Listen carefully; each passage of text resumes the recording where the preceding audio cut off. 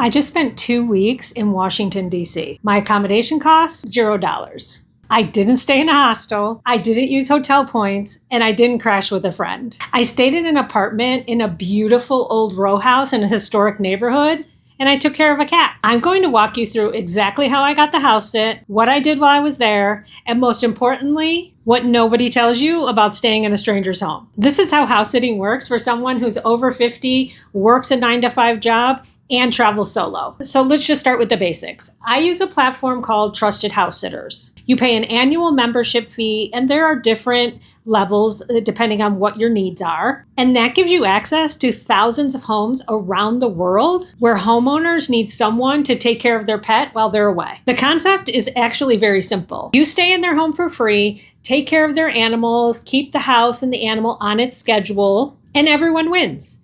The homeowner doesn't have to board their pet, and you don't have to pay for accommodations. I've seen house sits range from a tiny little flat in London to a big villa in Mexico. The one I stayed at in DC was an old row house separated into apartments. It was 3 stories. I had a beautiful rounded room where I had my desk and my office set up so I could work while I was there. I had a full kitchen, complete apartment. And I had a little cat named Livy to keep me company. But here's the thing that it's important to be very clear about.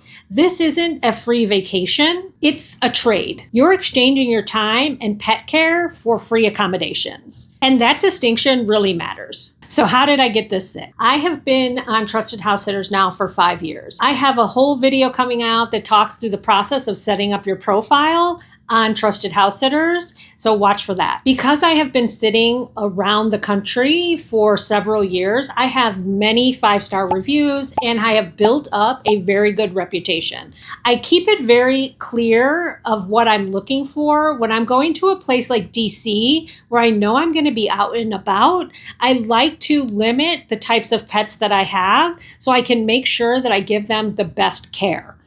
Cats are a little bit easier when you're going to be gone for longer because they don't need as much attention during the day for walks and things like that. Now, if I'm staying someplace that I've been before or I'm not going to be going out a lot and I'm going to stay at home in the pool, then I don't mind. I'll take dogs or multiple dogs and cats or just cats. It really depends on what's available at the time. Usually I'll have a video call with the homeowner once I've put in the application process. And on that call, we're just chatting about ourselves and the personality of the cat. I'm trying to get an understanding of what does the cat need while I'm there, and also what kind of things are involved with the home. So a typical day when I'm sitting at a home is pretty much the same as if I'm at home. I will get up, make tea or a breakfast, take care of the pet for, if it needs to eat in the morning or go out. And then I just sit down to the computer and work my 9-to-5 job. Because really that's the thing.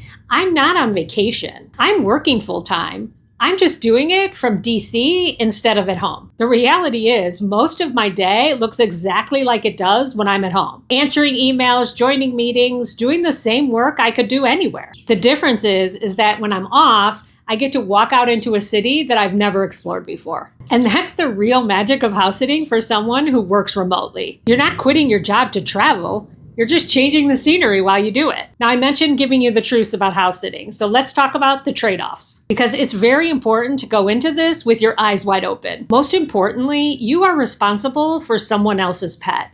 So you can't just leave for 12 hours on a whim. You have to be back to feed them, walk them, give them the attention that they need. When I was in DC, I had to work my schedule around the cat's schedule. Next, you're staying in a stranger's home. So no matter how comfortable it is, it's still not your space. You don't know where everything is. The stove might be different. The thermostat works differently. The nice thing is you get a welcome guide from the homeowner that they fill out on Trusted House Sitters. So they put a lot of great information in there, what the Wi-Fi is, what the password is, what the door codes are, who the neighbors are that you could contact. All of that information is available, and you can always reach out to the homeowner, but it's still the little things that, you have to be prepared for. And the third thing is it's not a vacation. You are still working working. You're still doing laundry. You're still grocery shopping. You're just doing it in a different place. But here's the upside. I spent 2 weeks in one of the most expensive cities in America, and my accommodation costs were zero. I saved anywhere between $1,500 and $2,000 on hotel costs just by taking care of a cat. I got to experience the neighborhood like a local and not a tourist. And I built a review and a relationship that will make my next sit easier to get. So who is house sitting for? I think it's for someone like me who works remotely, is comfortable with their own company, loves animals, and who wants to travel more without blowing their whole budget. It's probably not for you if you're someone who wants a completely unstructured trip, or if you're not a pet person, or if you're looking for a luxury vacation where everything is taken care of for you. But if you're a woman over 50 who's sitting there thinking, I wish I could travel more, but I can't afford the cost of hotels, or I wish I could spend more time in a city without rushing it, house sitting might be exactly what you're looking for. I'm going to put a link to Trusted House Sitters in the description if you want to check it out. And watch for my video where I'm going to walk through how I set up my profile and got my first sit, because I know that part feels kind of intimidating. If you found this helpful, hit that subscribe button and follow along. I'm posting new videos every week about solo traveling over 50, house sitting, and how I use UGC to fund this lifestyle. And I'd love to have you come along for the ride.